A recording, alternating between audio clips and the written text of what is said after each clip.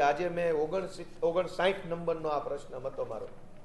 મેં એમાં પૂછ્યું કે અમરેલી જિલ્લામાં અને જુનાગઢ જિલ્લામાં જેણે સોલાર પંપ લીધા હોય અને 5 વર્ષ જેમના પૂરા થઈ ગયા હોય એવા ખેડૂત કેટલા છે?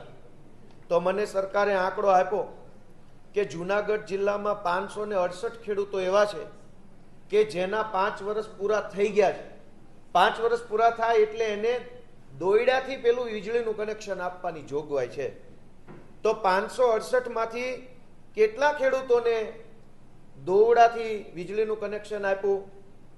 તો બહુ શરમજનક રીતે જાણવા મળે છે કે 4 ખેડૂતોને જ કનેક્શન આપ્યું. 568 માંથી 564 ખેડૂતોને કનેક્શન હજુ સુધી આ સરકાર આપી શકી નથી.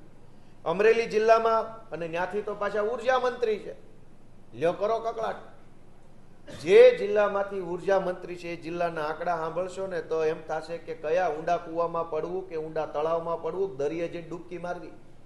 શરમ લાગવી જોઈએ. જોકે એને છે નહીં, કોઈ દી લાગશે નહીં, પણ શરમ આવવી જોઈએ. આપણા ખેડૂતોએ વીજળીના કનેક્શન માટે ભાઈસાબ બાપા કરવા પડે. ખેડૂતોએ ક્યાં એમ કીધું અમને હેલિકોપ્ટર આપો, ચાર્ટર પ્લેન આપો, રાજ્યસભાની ટિકિટ આપો. ખેડૂત એમ કહે છે કે 1 મીટર આપો, અમારા ખેતરના ખૂણે સબમર્સિબલ મોટર ચલાવવા માટે એક લાઇટનું કનેક્શન આપો. આટલી જ માંગણી છે. કોઈ હેલિકોપ્ટરો નથી માંગ્યા.